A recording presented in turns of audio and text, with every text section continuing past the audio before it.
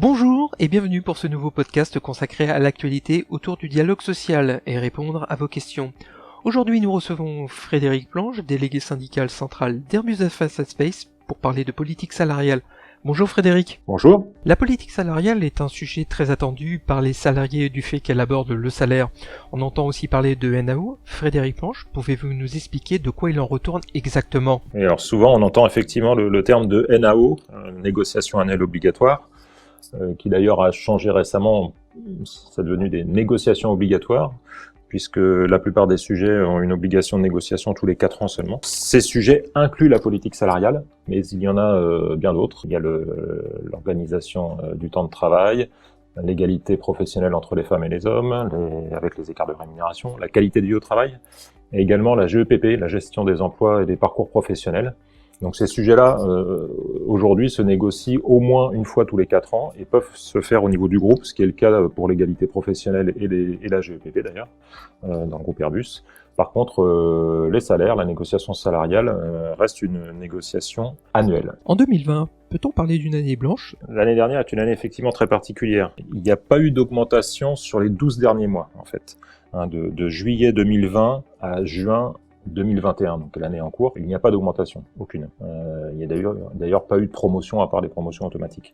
Par contre, en 2020, il y a en fait eu une augmentation pour les salariés de 1% d'augmentation générale pour tous, y compris les cadres, parce que cela résultait d'un accord négocié et signé en 2019, un accord qui a été fait sur 18 mois, de janvier 2019 à juin 2020.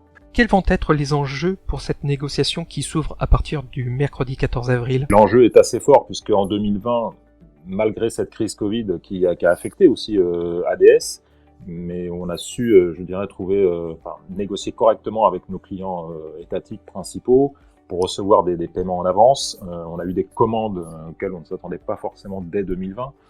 Donc en fait, les résultats d'ADS sont bons, voire très bons, puisque tous les objectifs financiers ont été atteints.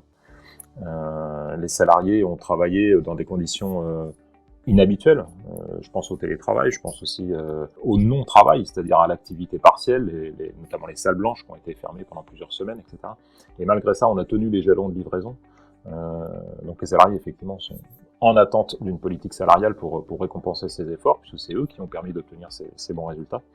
Donc l'attente est assez forte. On a une particularité aussi avec nos jeunes, alors jeunes en âge ou jeunes embauchés d'ailleurs, qui, s'ils sont arrivés dans les années 2018 ou même 2019, finalement, pour certains, n'ont peut-être pas eu, à part l'augmentation générale, n'ont pas eu d'augmentation. Donc il faut absolument qu'il y ait un signal fort envoyé par la direction.